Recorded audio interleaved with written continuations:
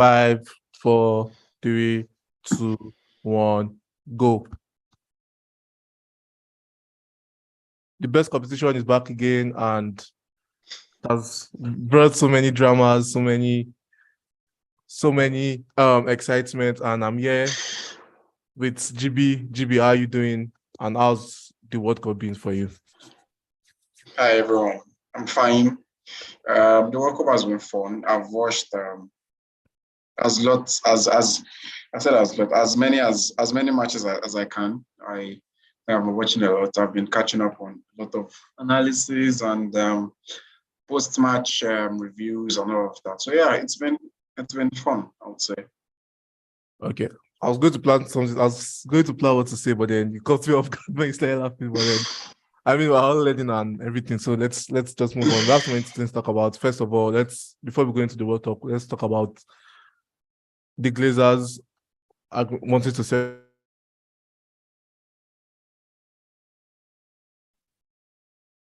Can you hear me? Yeah.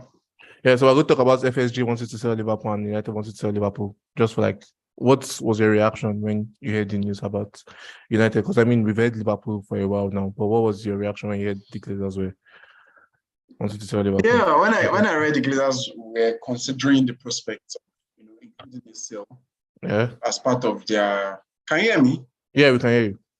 Okay, so when I read the news, should I say news now, or the club statement that the Glazers were considering putting a sale as part of the possible options to raise up funds. I wouldn't say funds, to raise up investment to some of the infrastructure and the facilities around United. I felt, yeah, maybe I just felt probably. I think it's about them saying, yeah, I think it's time for us to try to. Probably not want to put in their own personal, wealth or something, and then wanting to seek other sources. Could be in form of a direct sale, a direct total sale, or could also be in form of getting people to get more parts, like more stake in the club, and then before finally 17. Remember, the Glazers did not get to buy United at once, so they started by buying about 2.5% ownership stake. And then they started and that rose up over the years till when they were able to complete the takeover entirely. So I think that's going to be very similar to what's probably going to happen. I'm not sure if there's going to be a one-time sale. I really doubt it. I could be wrong.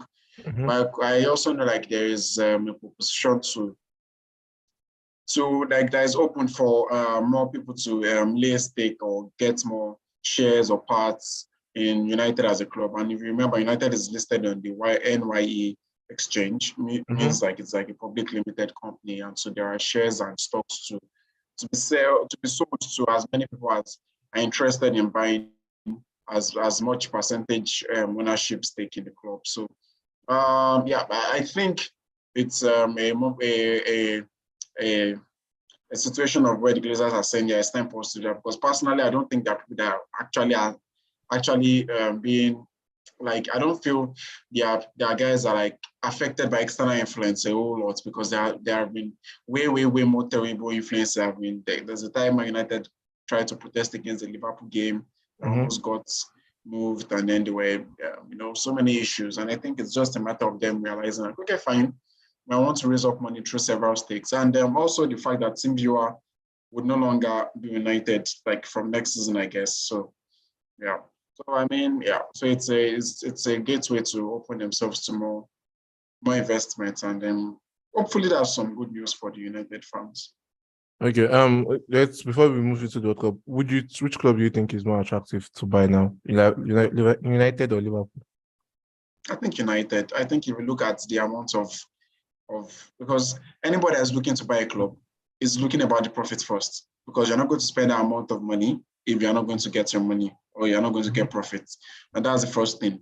And then for owners, then after thinking about the profit and how profitable it's going to be, because for someone to be able to get to a state where you can afford to purchase a club, not one person usually does that a lot of times, probably has stakes from other people, little, only very few times that you see just a single person taking up the sale. Probably it can be an investment fund or a person with a lot of investors that is back, that are all together under one organization and all of that.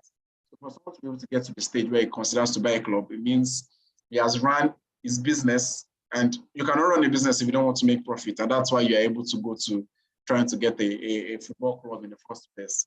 And so in terms of the marketing growth and reach and outreach, I don't think any club beats Man United right now. Well, you might say in terms of sporting attractiveness and how they are performing, yeah, in few recent years, Liverpool might want to look like a more prospective option because Liverpool's performing well in the league and all of that. Mm-hmm. But in terms of what someone who wants to buy a club, the metrics he wants to see, what he wants to see, what is going to invite to be like, okay, I want to buy this club. That is money, and how his money is going to turn into profits. Mm-hmm. And, I think United is still a bigger Yeah. option. I mean, anybody that buys United now makes us come back to where we were. We'll be seen as a legend. So I think, yeah, you're right. If United is, but then let's leave Premier League for now. Let's move to the World Cup. This is World Cup season. First of all, before we go into what team has impressed you mostly in this tournament? I think that would be Ecuador. So because I feel like they've been really, really impressive left to me. I think I really wasn't expecting, like in terms of performances, I really did not cast my spotlight on them a lot when we're talking about the preview. Yeah. But I've been surprised and like positively surprised by their performances so far during the World Cup.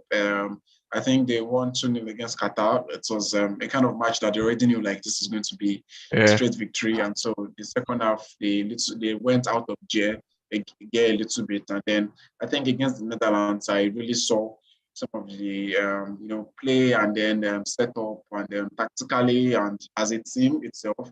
I think I've been really impressed by them. Yeah, I would say Qatar has been my surprise. Yeah. I mean, Brazil's manager said Ecuador is the team to watch out for this World Cup. So it's like he knew what he was saying when he said that.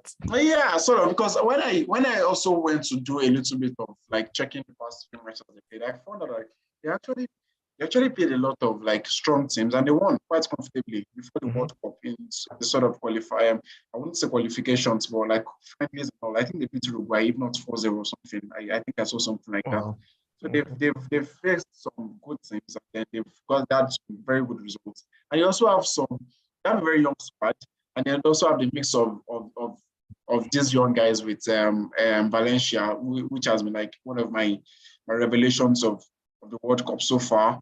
Their captain, I mean. And I think we all know Caicedo from Brighton, a very, very young and talented guy. And then also Estupinian from Estupin, I don't know how you pronounce the name. Estupinian. From Brighton, from Brighton too. So I think that's a team that has positively surprised me so far in the tournament.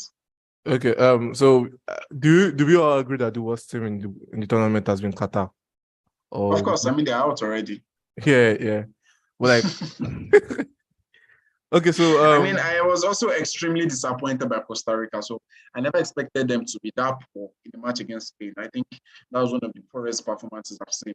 I think it would be ranked in my poorest performances I've seen. So it was like, yeah, Spain are all good and all passing for around, but it was just so weak in terms of and it's also easy.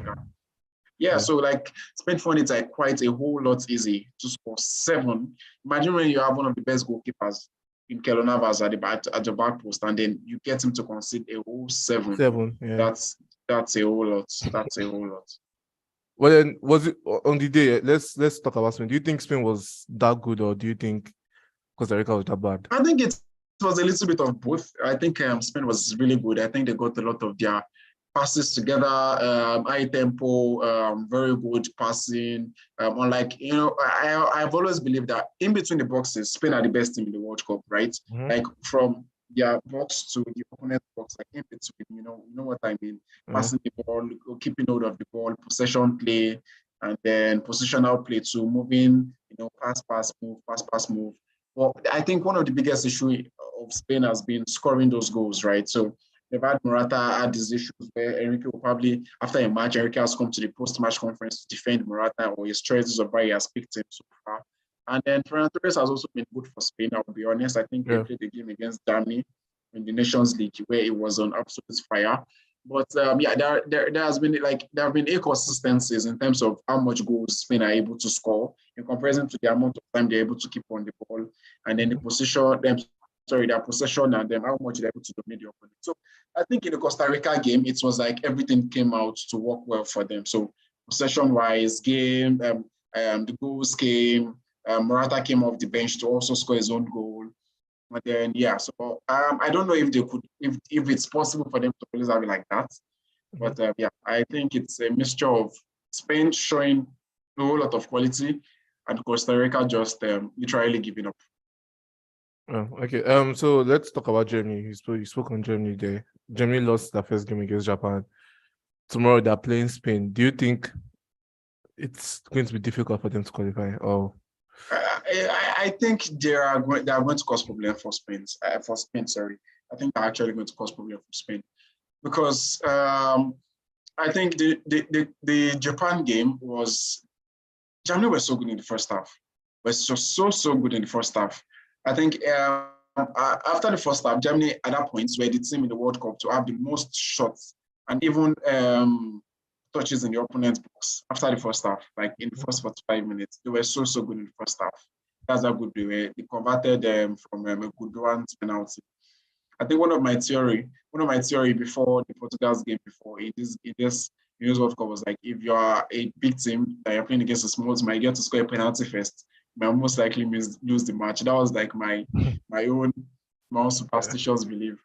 Yeah. But it could have also happened to Portugal. But yeah, they survived my belief. So I think Germany played so well in the first half, and then I think all kudos to South Korea in the second half. I think they came out well. I wouldn't say like they came out to press, but I would say their game was more organized, so they actually knew like more of what they had to do, and then they got the goal, and then it felt like there were certain traps like. So it's like the German defense, the weaknesses that we've seen so far, I think especially in the second goal, where Sule was not able to keep up the offside line with Rudiger and Schlotterbeck. And yeah, so that being said, I still think Germany has a lot in the tank to give Spain problems. I think they have a lot to give Spain problems. I do not know who's going to win. I wouldn't say I don't think Spain is going to have just, how would I say the word now?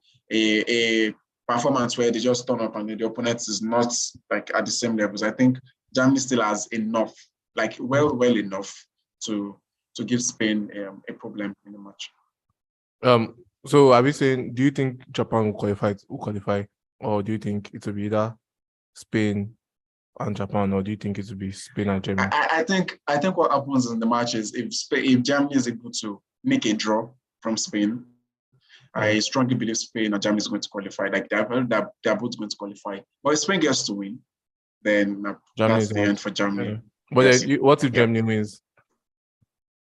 Because I mean, Japan is playing Costa Rica tomorrow. Yeah.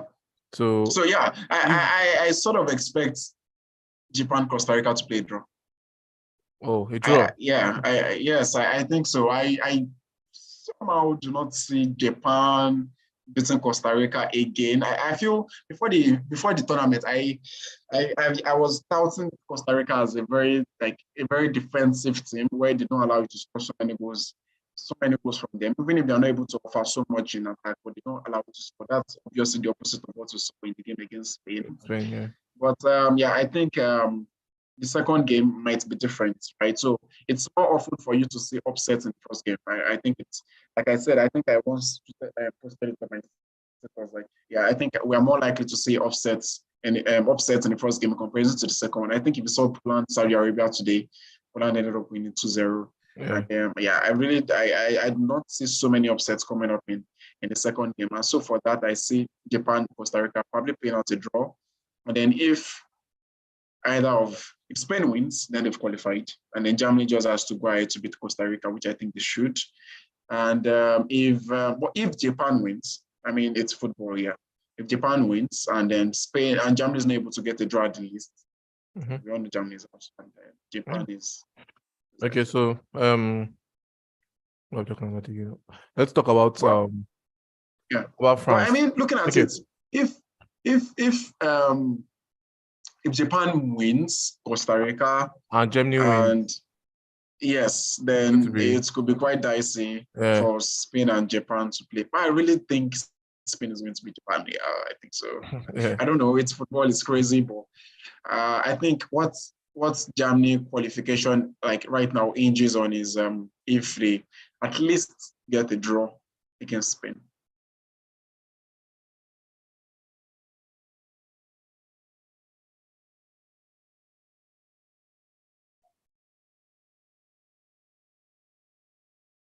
Hello?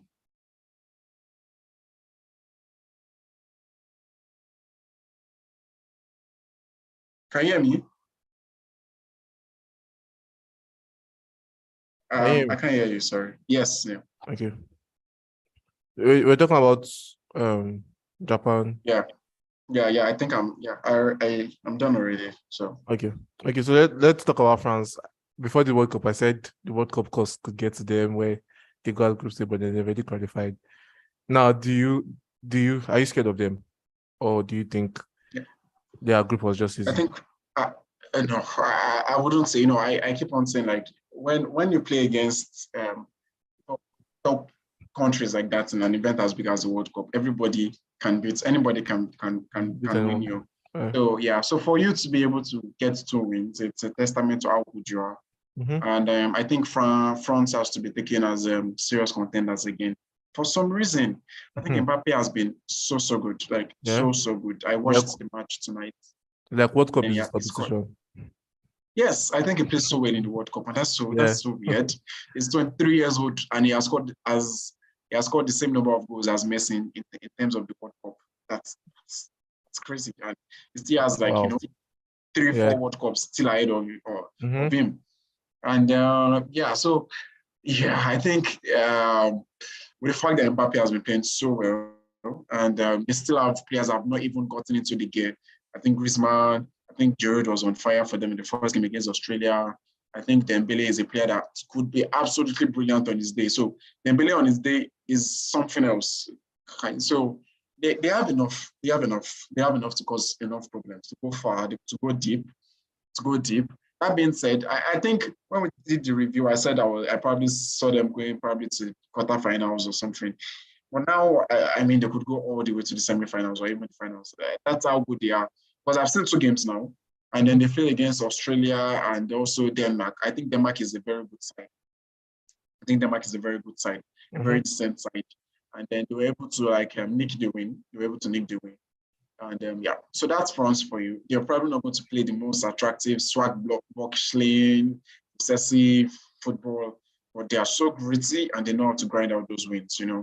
And yeah, I see them going at least quarterfinals, like I said, at the very least. Okay. So let's talk about England. England drew yesterday against USA 0-0.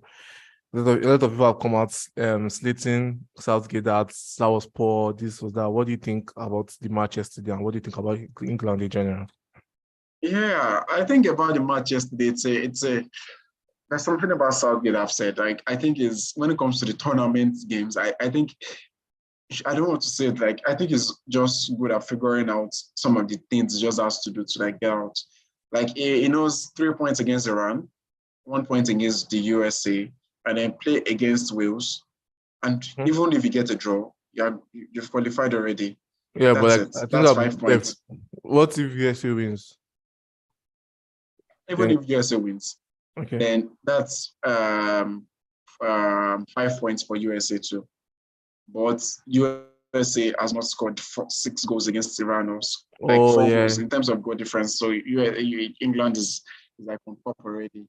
So like England has like I think a very high chance of getting up to the group already, a very high chance. Unless they lose to Wales by 4-0 or one crazy score.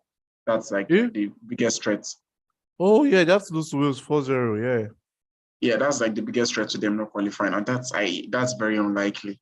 So if you actually think about it, it's like Southgate has made those chances. And like, yeah, He has it's planned like everything. Yeah. best guarantee to get out of the group stage. But that being said, he has enough in the squad to play better than they did against the USA. Yeah. I think they should have played better than they did against the USA. I think the USA were good in the match. I think They were good. Came out flying from the beginning, pressing and all of that. I think in terms of defensive work, I don't think England had so much to do. I think Stones and Maguire were quite comfortable with clearing out those crosses that came into the box. I think except the Pulisic ball that hits the frame of the crossbar, I don't think USA had so many clear-cut chances themselves. Mm-hmm. But also at the other end, England did not have so many clear-cut chances. I think there was a point where Kane had more touches in his box than the opponent's box. That's not so good, And we all expect the fact that Southgate has a massive talent of pool to play better than he does at times. Yeah. To play better than he does at times. But this guy is a tournament guy, and it's just so annoying for the England fans, and they're screaming, "Oh, for just on the bench, you have one of the best players of your squad in terms of talent, and this guy is on the bench. He has barely played 30 minutes in both minutes combined together. He should do more." But yeah, I'm a City fan. I love Foden so much. But I think this happened in the Euros when British was on the bench. People were like, really should come into the team, should play more. That's it. That's how it is. Especially when you have this amount of massive talent of pool. That being said, I feel like there's still a room for criticism for Southgate. England should probably play more attacking wise than they do. But at the same time, is able to bring out those results, take them out of the group stage, grind out a round of 16, probably grind out another quarterfinal, and then semi-finals or the finals is between those two, Yeah. That's it again. And, so I think there's a right place for England fans to criticize Southgate and say we should play more. And then there's also the right place for Southgate to say, come on, see. I mean, we could get out of the group stage in our next match, and we were on the round of 16. Argentina has not even known whether they're going to be out of the group stage yet. So, cut me some slack. So I think it's from both ends. So Southgate has rights to say, yeah, I know you guys are criticizing me, but see what I have. And then England fans are saying, yeah, we are seeing what you have, but you should perform better than what you are doing. So yeah, I think it's on both sides. Yeah. Okay. So before we go into Argentina, let's talk about Portugal and Cristiano Ronaldo. They played against Ghana, and how were you impressed with their performance? And because when I watched the match, I just said, these guys can win it. But then, what's your view? I was not impressed. I was not impressed with their performances. Personally, I do not think Ronaldo played very well. I know his fans might be, no. I do not think he played very well. I'm sorry. I don't think he played very well. I think one of the best players on the pitch was Bruno. I think he had to assist. Yeah, it took like the time, like it took the right decision. That's right. Like when it was the last person to release the pass to give the goal. I think especially for Leao's goal, it was the right decision. Like waiting for Leao to get into the prime shooting position. And then allowing him to have, giving him the ball at the perfect spot to call the ball into the far corner. I think the Ronaldo's penalty was not a penalty to me, if you'd ask me. I don't think so. Yeah, I don't think it's a penalty to me. I think it was not for me. But also said, I don't think the Ronaldo's goal that was disallowed should be disallowed. Yeah, but two wrongs don't make it right. If that was disallowed, that doesn't mean the other one should be allowed. I don't think the penalty was a goal either. So yeah, that being said, I don't see Portugal from what I saw in the first match against Ghana. I was not so entirely convinced. I think Cancelo played so poorly. I think defensively wise, it's like he has gotten so used to the left that the right isn't. Somehow I think he had a very, very bad performance defensive wise. I don't think I was impressed. I think what Santos needs to do is to carry Cancelo to the left and bring it down, but then I might just be my fan saying that, but so what does he have? I think it's Cancelo and Guerrero left back, right back. Yeah, I think if you consider it, like Guerrero offers enough of his attacking returns. But then it's not better than Cancelo there. Yeah, sort of. But I mean, once you put Cancelo at the right back, then you have to change your style of play a little, because now you're trying to take Cancelo to come into the midfield now, because he's already an inverted fullback. That changes the whole team setup all over again. And knowing Santos, I don't think he's the kind of manager to tinker with attacking formations that much. It's someone that if this is working for me, let's just go. Santos is like a best friend to Southgate. They're like good friends. I think from the way they arranged that or set up their teams. Yeah, I don't think Portugal played very well against Ghana. I think Ghana were not so good. I think for them to concede those 2 goals so close to each other, I felt so disgusted. Like you literally just conceded the first goal and then you are considering the second goal again. Based on the fact that your players cannot keep the ball in the middle of the pitch. I think there's one thing that happens with when top African players come to play with their national teams, right? I think I've observed that. So it's like they don't play at the same level. Why? Because it seems when you play with your club teammates and you've trained with these guys at the top, it's like when you are receiving the ball from the center backs as a party, you like at the back of your mind know where you expect Shaka or Odegaard to be. And so when you release the ball, even if without looking, you have a rough estimate of this is where this guy should be.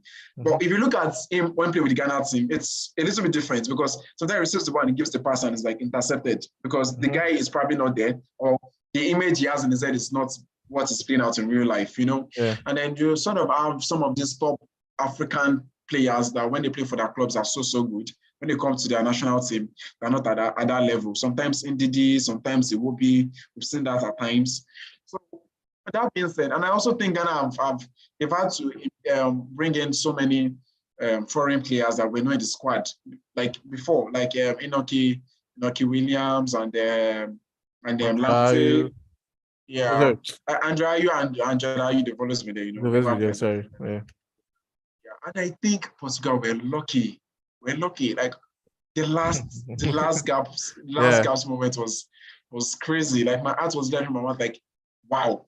And that has been an occurrence I've seen like twice or 3 times in the World Cup so far, where probably a center back or a goalkeeper probably forgets or there is a miss. I don't know how to say it. Like if you say Lewandowski's goal against Saudi Arabia for the second goal today, it was something like I think sometimes right when a team that plays the high line, this is my theory. So if you have center backs that play the high line, and then because when they are so high up the pitch, if they are with the ball, sometimes they are able to like turn and then come back because they feel like they are so far away from the goal mouth of the ball, and then but sometimes like they forget that like no, we're not that high. We are now so deep and close to our keeper, and so when they try to do that, it's like the same thing that happened to Lewandowski. I think the guy totally almost forgot. It took such a heavy touch.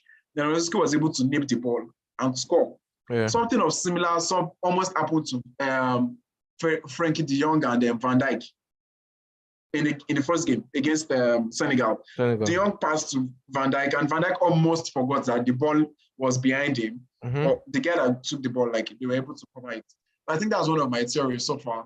Like play a high line, and then when you guys are closer to your box, you almost forget that this is my high line again. Like so, if you make a single mistake, these guys are going to like breathe on your backs immediately, and it's like that basic defensive work is like shut out. But that being said, I think it's still the first match. I think Portugal still has enough quality in the squad to still, show us what they can do. I think if you saw the way João Felix took his goal, he took it like a very, very good goal, and also for Rafael Leao, which I think is one of their most talented players.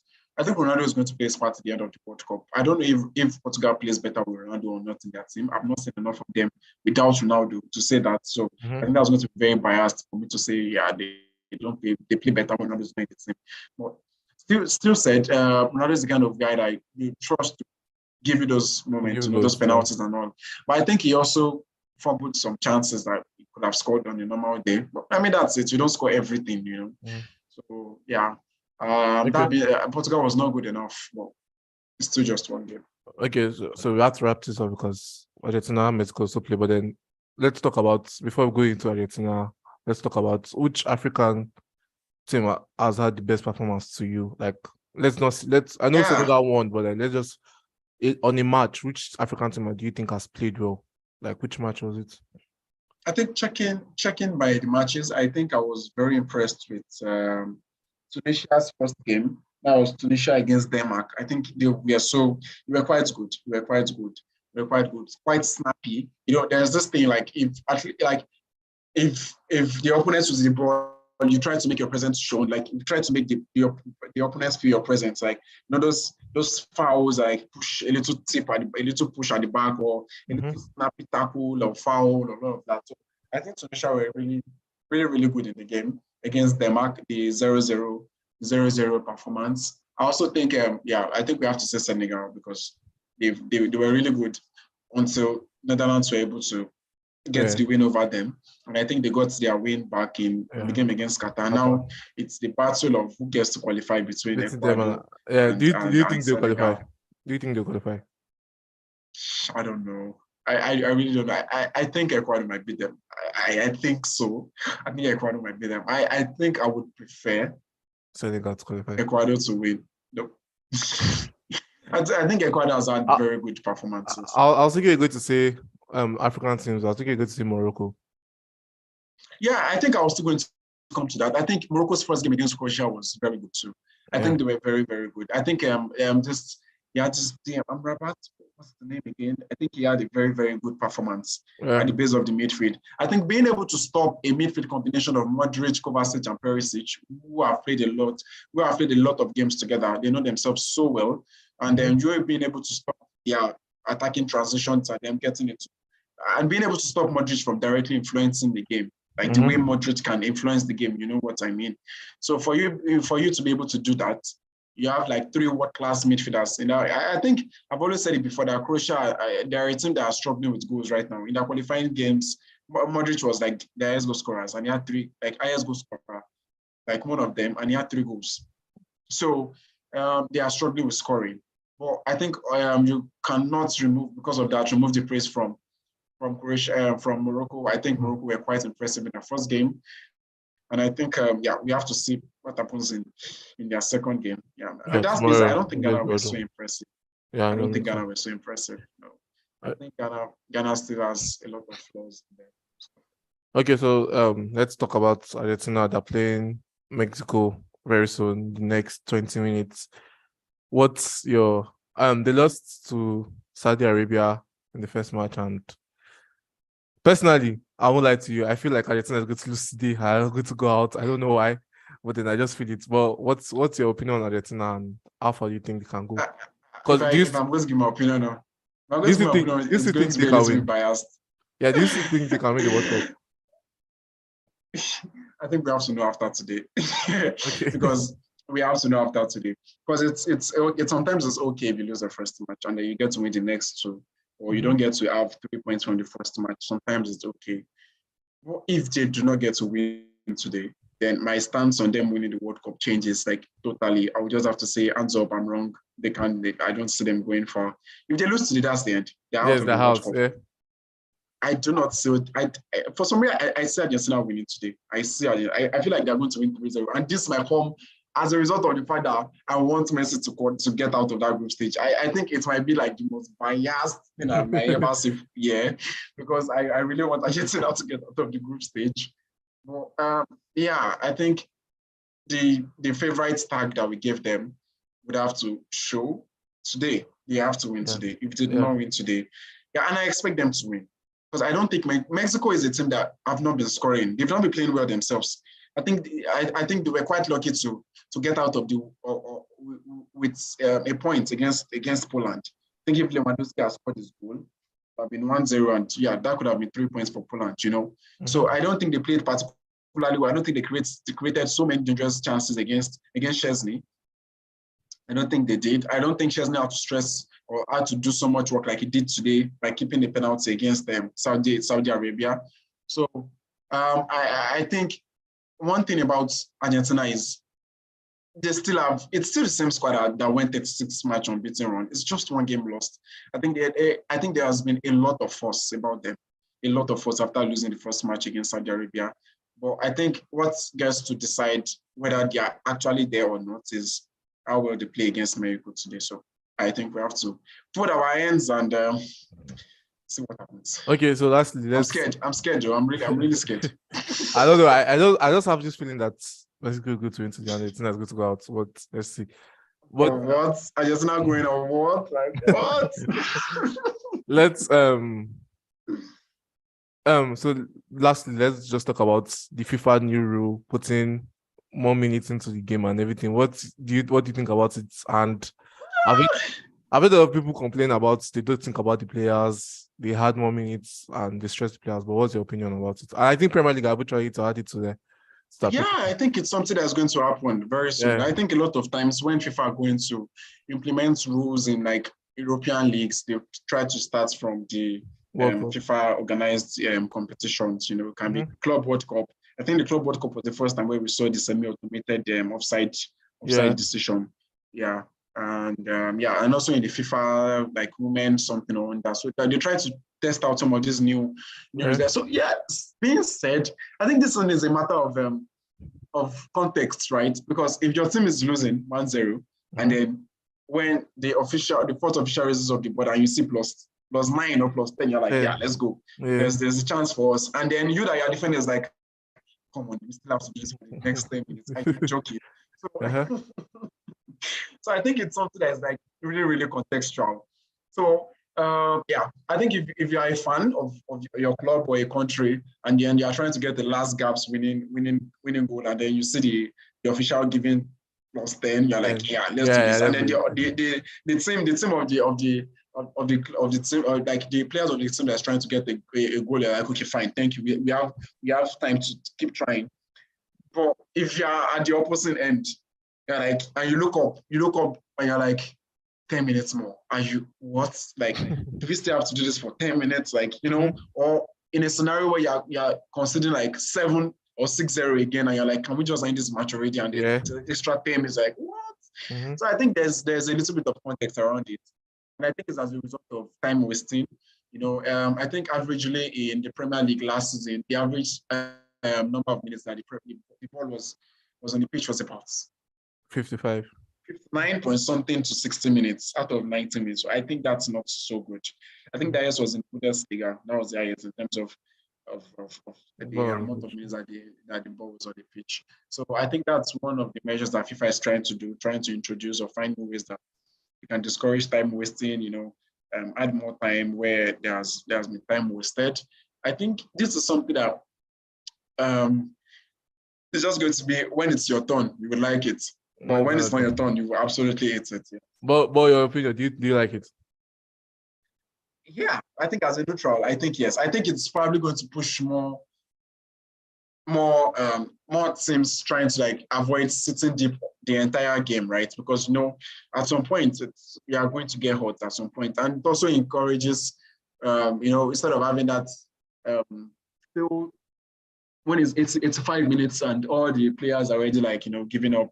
It's a 0-0, everybody's like trying to play dull football, you know. But when you know, like 85 minutes is still like, you still have probably like an extra 10 minutes thought somewhere. So why can't you go ahead and grab a winning goal? And at the same time, it's going to have its effect on players too. I mean, that's just the way it is now. They just have to find ways to adjust, unfortunately. So okay, so we've come to the end of this show, and we just wanted to like come have a chat about the World Cup before.